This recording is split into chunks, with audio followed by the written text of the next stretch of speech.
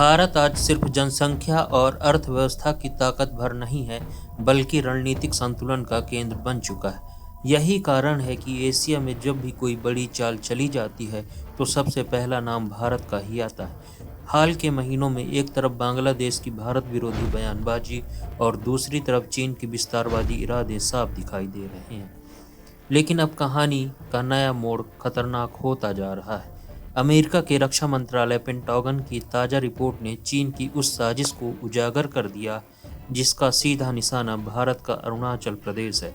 Report के अनुसार चीन अब सिर्फ एशिया में दबदबा नहीं चाहता, बल्कि दुनिया भर में सैन्य ठिकाने बनाने की दिशा में आगे बढ़ रहा है। पाकिस्तान, बांग्लादेश, श्रीलंका, थाईलैंड और यूएई जैसे देशों में वह अपनी सैन्य मौजूदगी बढ़ाने की कोशिश कर रहा है। यानी साफ है, भारत को चारों ओर से घेरने की रणनीति पर चीन काम कर रहा है।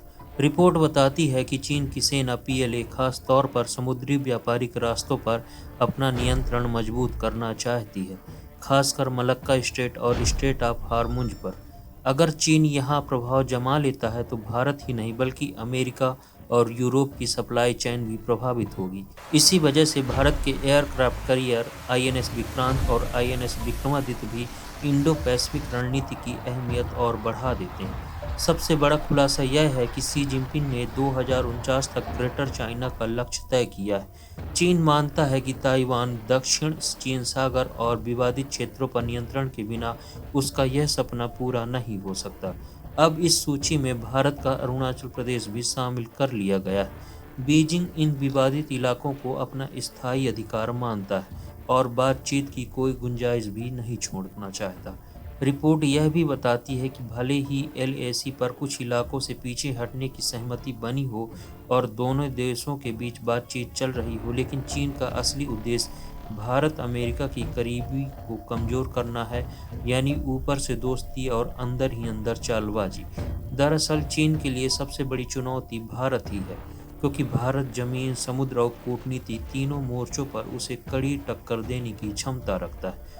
भारत क्वाड का बड़ा स्तंभ है और इंडो पैसिफिक में बैलेंसर है, इसलिए पेंटागन की यह रिपोर्ट दरअसल भारत के लिए रणनीतिक चेतावनी है। आज तस्वीर साफ है, बांग्लादेश में भारत विरोधी माहौल, पाकिस्तान में चीन की पकड़, समुद्री रास्तों पर पीएलए की नज़र और अब अरुणाचल पर सीधा दावा। लेकिन उतना ही साफ है कि भारत अब 1962 वाला भारत नहीं है।